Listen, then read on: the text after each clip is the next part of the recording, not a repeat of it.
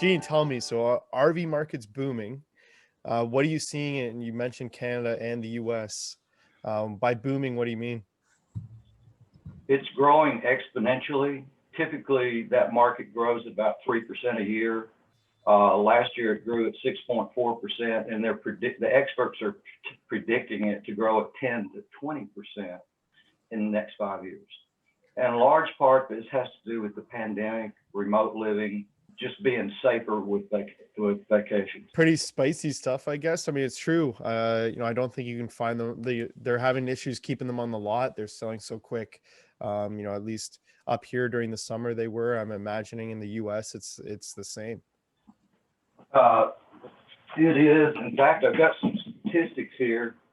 In 2017, there were like 500,000 RVs purchased. Now it's double that now this year, and it's expected to increase in the 5 years to come. There's also a study here in the RV industry where it's measured at $114 billion, billion with a B, 600,000 jobs, 32 billion in wages, and 12 billion in taxes.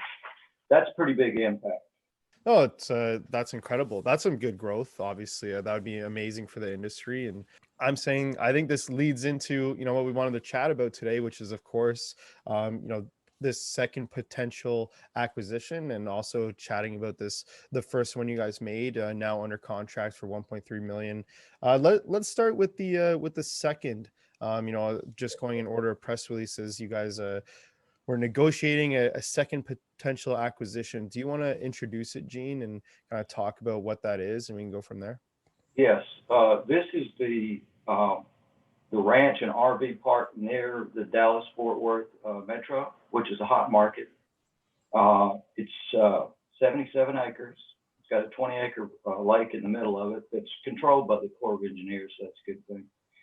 It's got an 8-foot fence around it because there are about 100 head of exotic animals that are for petting and feeding. Not my thing, as I've said before, but apparently it's pretty hot in that market over there. It's got 38. It's not a big park, which is a good thing also because it's less maintenance. It's got 38 full hookups for RV sites and one rental cabin. And plus, as I've mentioned before, we like to buy property that can be expanded and the earnings increased handily and quickly. This has a 10 acres with a house on it adjacent to this property that we could buy post-acquisition and convert it to a bed and breakfast. That's just something, we're not saying we're going to do that. It's just something available to us. It'd be one way to expand the park and improve the gross sales and the earnings, in addition to adding more sites and a tiny home community.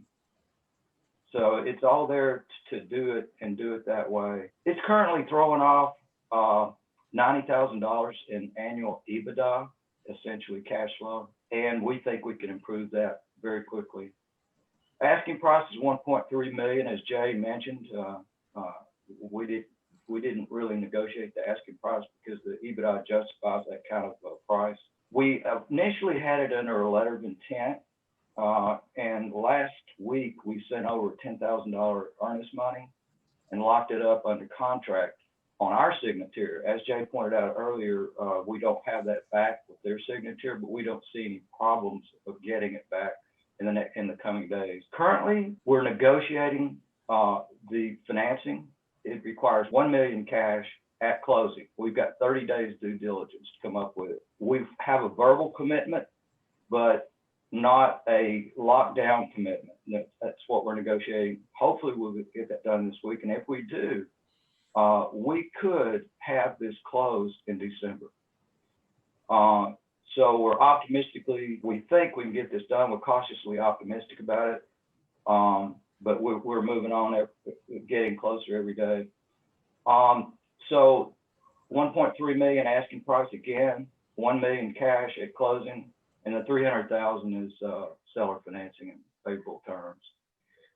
So we did a press release Monday early this week. I was I hope that gets some more traction as the week goes on and as we progress from contract to actually completing our due diligence and acquiring the property. I think that would make a big difference in the market.